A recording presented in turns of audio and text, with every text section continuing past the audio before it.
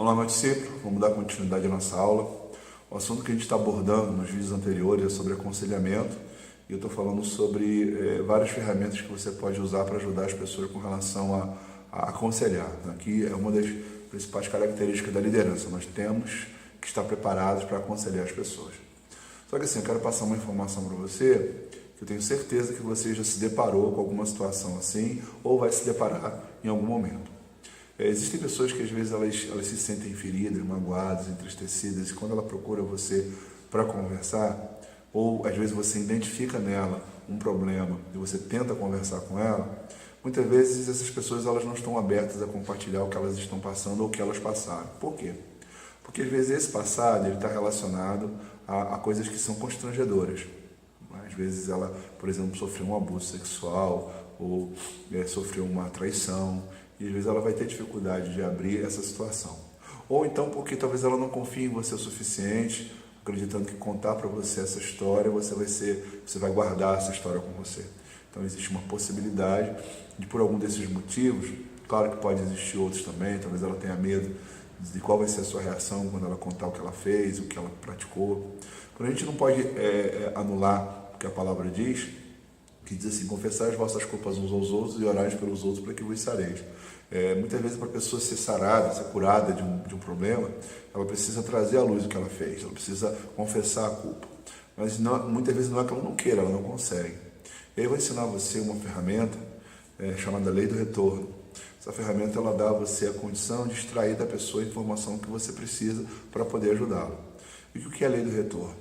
Nós, seres humanos, somos tendenciosos a exatamente ser recíproco aquilo que as pessoas nos fazem. Isso a gente normalmente dá um retorno, a gente tem uma reação a uma ação. Por exemplo, o ser humano, ele pensa assim, ou ele age assim: se você trata bem aquela pessoa vai querer tratar bem a você. Se você convida essa pessoa para um aniversário, possivelmente ela vai querer convidar você para o aniversário dela também. Se uma pessoa te trata com desprezo, a nossa tendência também é desprezar. Isso é, se uma pessoa fala mal, a tendência é a gente querer também fazer uma crítica a essa pessoa. Então a natureza humana sempre nos estimula a dar um retorno àquilo que está sendo feito. E o que ocorre? Às vezes você quer tirar a informação da pessoa e ela não vai abrir para você, a não ser que você aplique a Lei do Retorno. E como é que você aplica? Quando você, em vez de forçar a pessoa a falar, você contar um pouquinho das suas experiências negativas.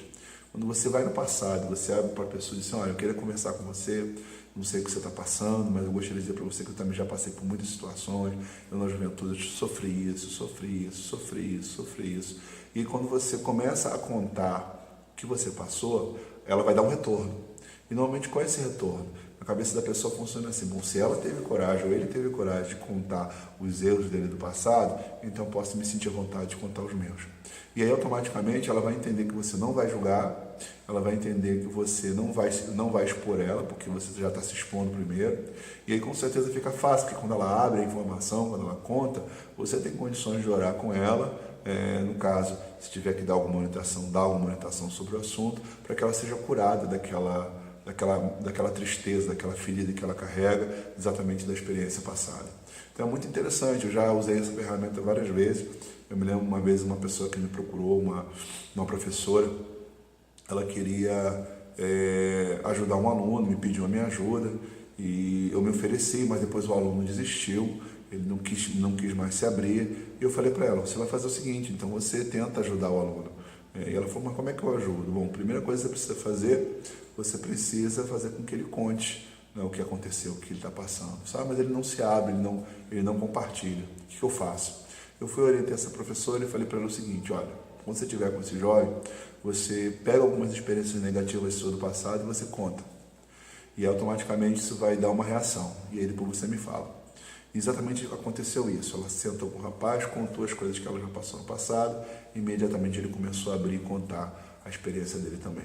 Então a Lei do Retorno ela serve não só para a questão do aconselhamento, ela serve para uma série de coisas. Você quer ganhar o respeito, o carinho das pessoas, a atenção das pessoas, você começa a dar a essas pessoas aquilo que você quer receber de volta.